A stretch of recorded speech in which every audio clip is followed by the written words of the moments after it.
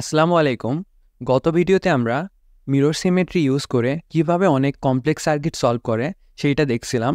তো এই ভিডিওতে আমরা কিভাবে ফোল্ডিং সিমেট্রি ইউজ করে আমরা অনেক কমপ্লেক্স সার্কিট সলভ করব সেইটা নিয়ে আলোচনা করব। তো এই ভিডিওর শুরুতে আমরা কিছু বেসিক নিয়ে আলোচনা করব, এরপর ফোল্ডিং সিমেট্রি ইউজ করে আমরা কিছু সার্কিট সলভ করব, দেন লাস্টে আমরা মিরর সিমেট্রি এবং ফোল্ডিং সিমেট্রি দুইটা সিমেট্রি কম্বাইন করে দুইটা সার্কিট আমরা সলভ করব। তো প্রথমে আমরা কিছু বাচ্চাদের বেসিক শিখি। তৈরি দুইটা পয়েন্ট এ আর বি, এই দুইটা পয়েন্টের মধ্যে যদি একটা রোধ ধরে নিলাম আর আছে, তো এই রোধের মধ্য দিয়ে কারেন্ট কখন ফ্লো হবে? যদি V of A greater than V of B হয় তাহলে কারেন্টটা এইদিকে ফ্লো হবে, কিন্তু আবার যদি V of A less than V of B হয় তাহলে কারেন্টটা কিন্তু আবার এইদিকে ফ্লো হবে। অর্থাৎ কারেন্ট ফ্লো হওয়ার শর্ত কি? কারেন্ট তখনই ফ্লো হবে যখন তাদের মধ্যে ভোল্টেজ ডিফারেন্স থাকবে। যদি ভোল্টেজ ডিফারেন্স শূন্য হয় তাহলে কিন্তু সেক্ষেত্রে কারেন্টটা ফ্লো হবে না, অর্থাৎ সেক্ষেত্রে আয়ও শূন্য হবে। তার মানে আমরা কি বুঝলাম? যে দুইটা বিন্দুর ভোল্টেজ ডিফারেন্স যদি থাকে তাহলেই শুধুমাত্র সেক্ষেত্রে কারেন্টটা ফ্লো হয়।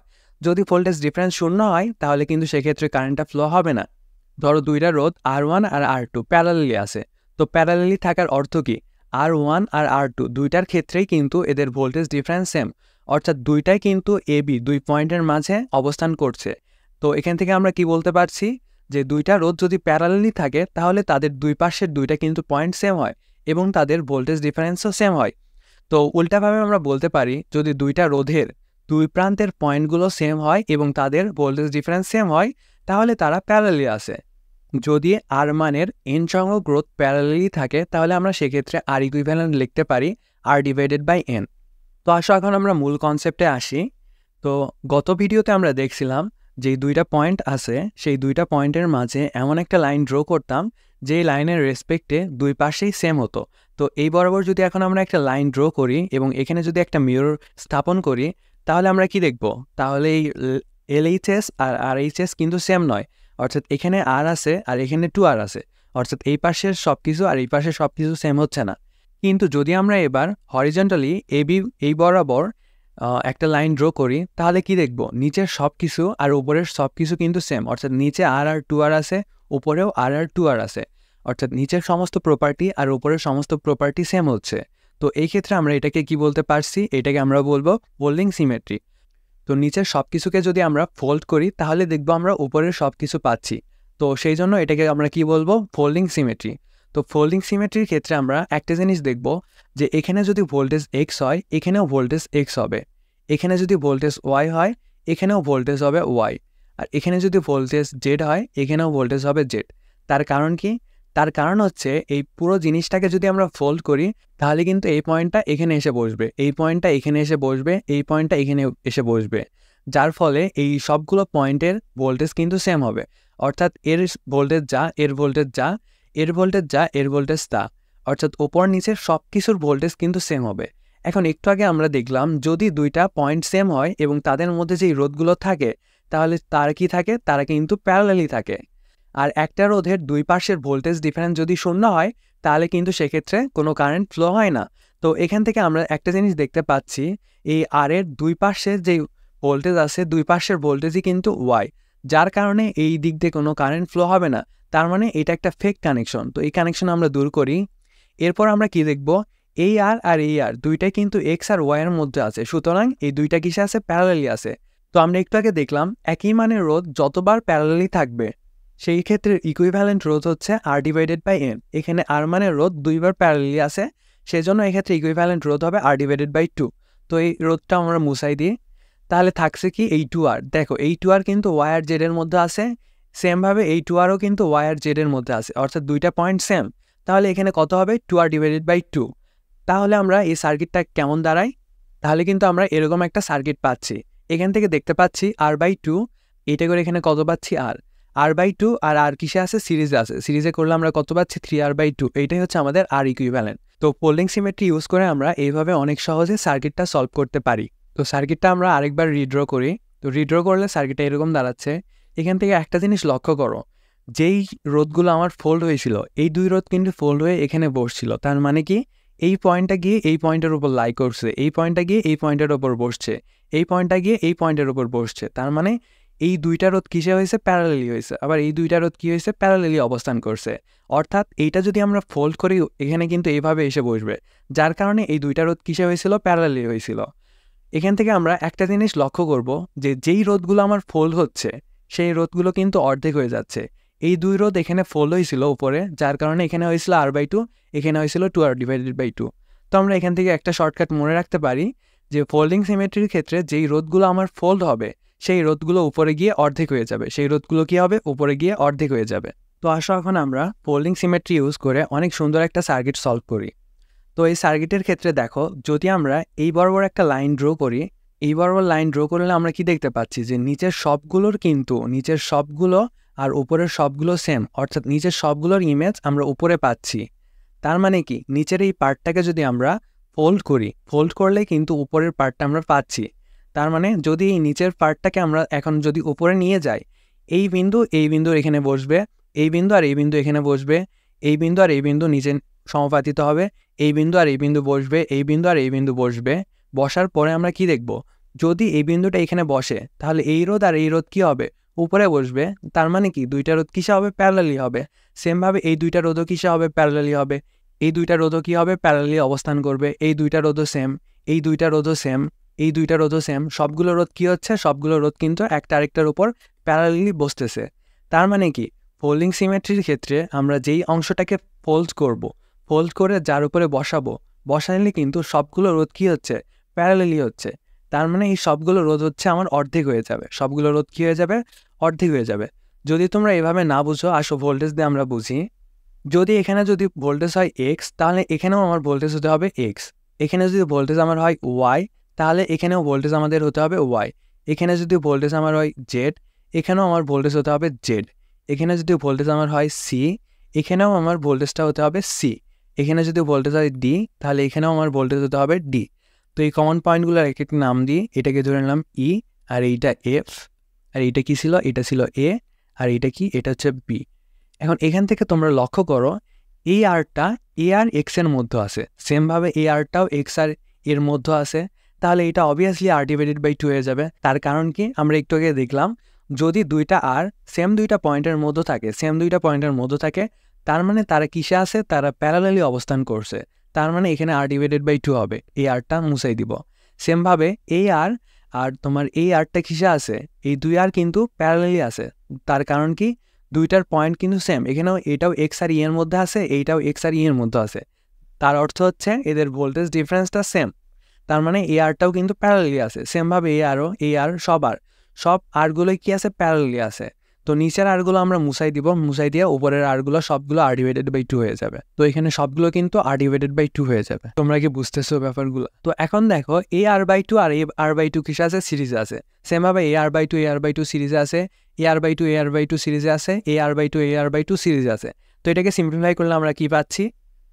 তো এখন দেখো, এখন কিন্তু AR আর AR কিসে আছে? প্যারালালি আছে। AR আর AR কিসে আছে? প্যারালালি আছে। এটাকে সলভ করলে আমরা কি পাচ্ছি? এরপর দেখো, এই সবগুলো R/2 কিসে আছে? এবার সবগুলো R/2 সিরিজে আছে। তাহলে R ইকুইভ্যালেন্ট কত হবে? R ইকুইভ্যালেন্ট আমাদের হবে 4 × R/2। তাহলে অ্যান্সার কত? 2R। এটা হলো আমাদের R ইকুইভ্যালেন্ট। তো এইভাবে আমরা ফোল্ডিং সিমেট্রি ইউজ করে অনেক সহজে কিন্তু ম্যাথগুলো করে ফেলতে পারবো।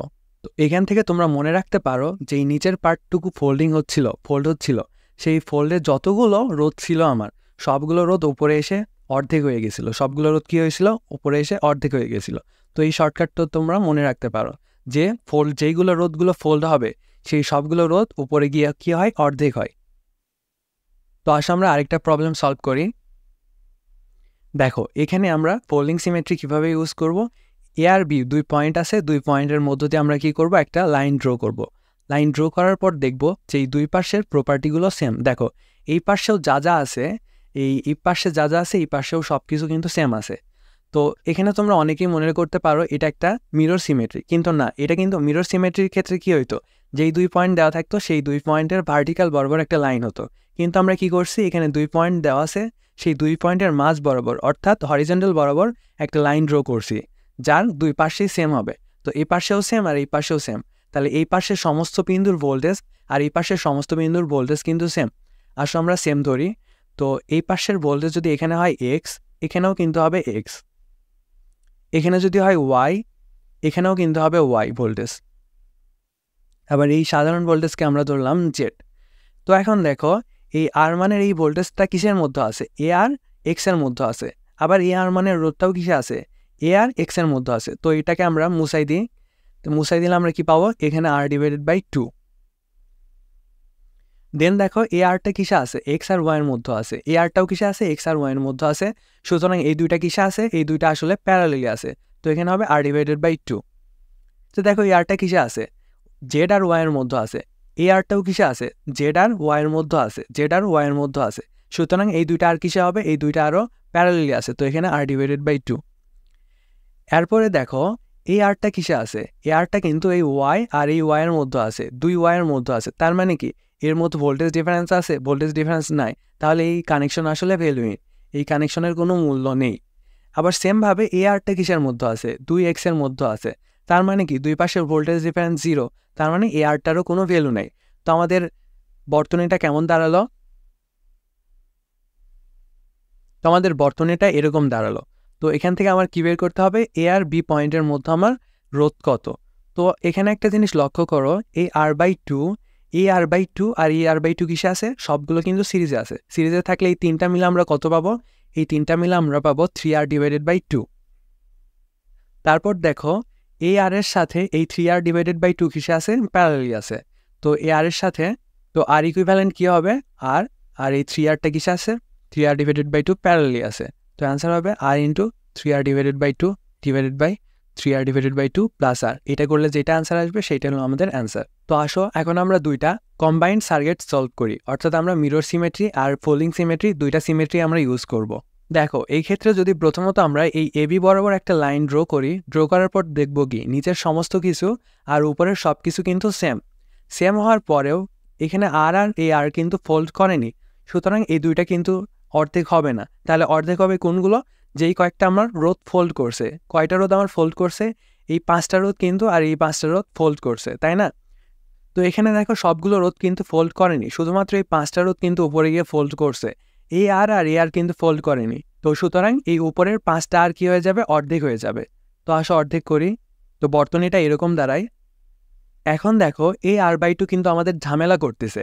যদি আমরা এই বরাবর এখন একটা লাইন ড্র করি, ড্র করলে কি দেখবো, এলএইচএস আর আরএইচএস কিন্তু সব কিছু সেম। সুতরাং এখন আমরা একটা মিরর সিমেট্রি অ্যাপ্লাই করব। তো আমরা কি দেখছিলাম, মিরর সিমেট্রির উপরে সমস্ত পয়েন্টের ভোল্টেজ কি হতো, সেম। তার মানে এই দুই পয়েন্টের ভোল্টেজ সেম।